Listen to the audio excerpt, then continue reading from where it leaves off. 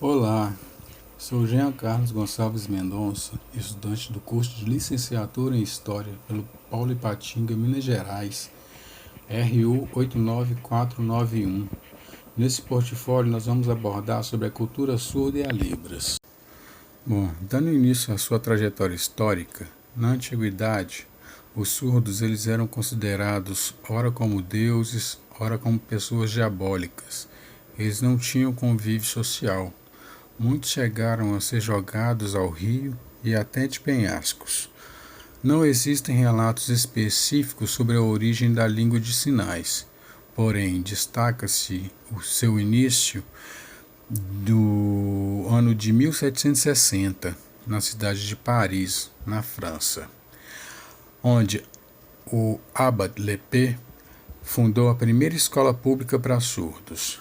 A partir daí, iniciou-se a multiplicação de profissionais surdos e ouvintes, que se espalharam pelo mundo, disseminando o uso da língua de sinais. Com isso, foram criadas várias outras escolas onde, além do uso da língua de sinais nacionais, exploravam-se novos recursos na educação dos surdos. Já no Brasil, o uso da língua de sinais ganhou espaço a partir de 1857, quando, a convite de Dom Pedro II, o professor francês Edouard Rouet, surdo aos 12 anos, veio ao país para fundar a primeira escola para surdos, sendo no início para meninos, a chamada Imperial Instituto de Surdos Mudos, atual INES, Instituto Nacional de Educação de Surdos, na cidade do Rio de Janeiro. A partir da fundação da escola, os surdos brasileiros puderam então criar a língua brasileira de sinais, que teve sua origem na língua de sinais francesa e das formas de comunicação já utilizadas pelos surdos de várias regiões do país. Bom, a cultura surda é um conjunto de características que tornam uma pessoa parte da comunidade surda ou do povo surdo, permitida principalmente pelo uso da língua de sinais. A cultura surda é colocada em oposição à cultura ouvinte, ou seja, o modo de ser e de se comunicar que é característico de pessoas que ouvem. Assim, falar de surdos e não deficientes auditivos significa dar enfoque à surdez como motivo de orgulho, uma identidade cultural e não uma deficiência. A cultura e a identidade surdas visam combater o pensamento de que a surdez é algo a ser corrigido e que o uso de libras é algo retrógrado. Afinal, ser surdo não é um defeito, mas um modo de vida legítimo, com uma língua própria, reconhecida pela comunidade científica e também por lei. A pesquisadora Gladys Perlin, ela classificou tipos de cultura e identidade surdas conforme o uso da língua de sinais e a inserção no mundo ouvinte. Vamos a elas. A identidade surda são geralmente filhos de surdos de pais também surdos, no qual a realidade visual, em contraposição à auditiva, não é algo estranho e nem perturbador ao indivíduo. Essa identidade ainda está ligada à militância e à defesa política de sua cultura. Identidades surdas híbridas. Diz respeito a pessoas surdas que nasceram com a capacidade auditiva, mas por alguma razão encontram-se com a surdez depois. Nesse caso, há uma identificação próxima com a identidade surda. Identidades surdas de transição. São filhos surdos de pais ouvintes e por isso tiveram a experiência de se adaptar à força ao mundo ouvinte. Assim, são pessoas que possuem uma passagem ao mundo surdo tardiamente e precisam reconstruir suas percepções.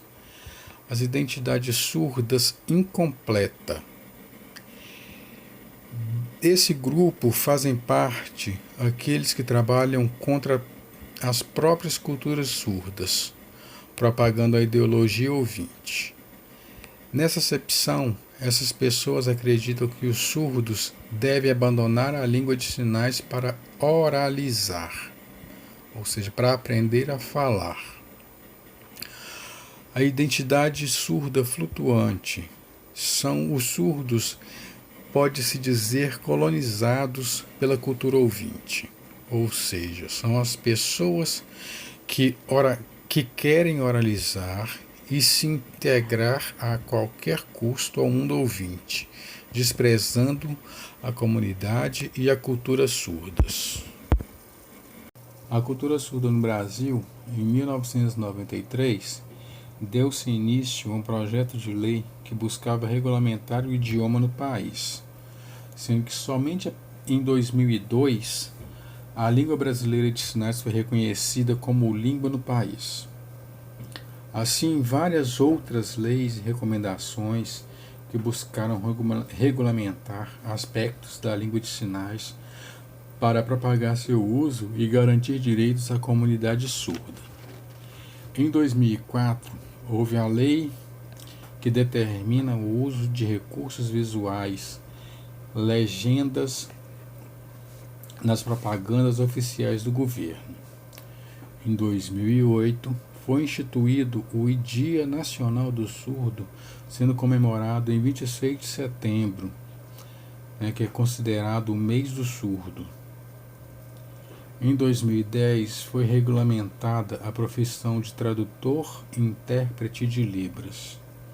2015, houve a publicação da Lei Brasileira de Inclusão, ou Estatuto da Pessoa com Deficiência, que trata da acessibilidade em áreas como educação, lazer, cultura e trabalho. Em 2016, a Anatel publica a resolução com as regras para o atendimento das pessoas com deficiência por parte das empresas de telecomunicações. E mesmo com todos os avanços, a Libras ainda é pouco reconhecida e pouco usada entre os ouvintes. Bom, praticando Libras, aqui segue meu primeiro nome em Libras, que é Jean, né? Jean. Bom, seguindo, capacitação de ouvintes em Libras, sendo a comunicação a forma que o indivíduo tem para se expressar, as pessoas ouvintes, seja de uma comunidade surda ou não, poderiam aprender a Libras como segunda língua. Assim, contribuiriam também como facilitadores na comunicação entre os surdos e a sociedade, e propagadores da cultura surda. Poderia haver mais incentivo das empresas a seus empregados ouvintes no aprendizado da língua de sinais, capacitando-os para melhor compreensão e identificação das pessoas surdas. Existem cursos de capacitação ministrados pelo INES com certificado. Na internet existem diversos cursos gratuitos para capacitação de pessoas na língua de sinais, totalmente gratuitos e com certificado.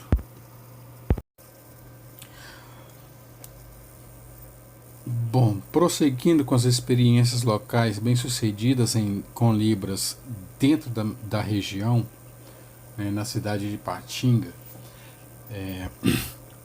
em 26 de janeiro de 1995, foi criado a Associação dos Surdos de Ipatinga. A sua principal atividade econômica é a atividade de associações de defesa de direitos sociais, com grande participação dentro da Assembleia da Câmara Municipal. Há uma atuação na área cultural, com intérpretes em eventos realizados no Centro Cultural Uzi Minas e no Teatro Zé Lioguin.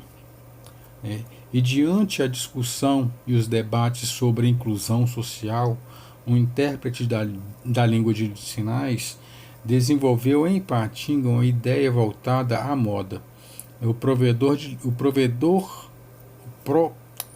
O o provador em Libras, onde a mesma vai à loja, experimenta a roupa e passa através dos sinais as características da peça como forma de interagir com o consumidor que tenha problemas de surdez.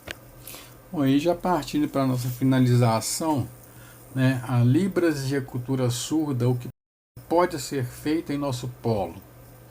Bom, por ser um polo universitário semipresencial, né, e atualmente devido à situação que nós estamos vivendo de pandemia, né,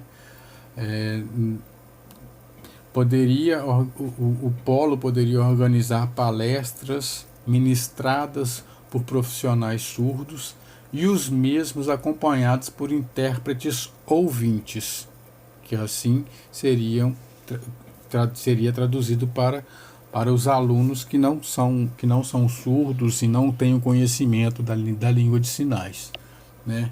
Poderia oferecer cursos e palestras informativas gratuitamente a famílias que tenham pessoas com surdez, podendo ser estendido à comunidade, caso haja interesse desses em aprender uma nova língua. Bom, e finalizando, as referências bibliográficas, onde vocês vão conseguir encontrar os artigos, caso queiram ler alguma coisa sobre tudo que foi dito aqui.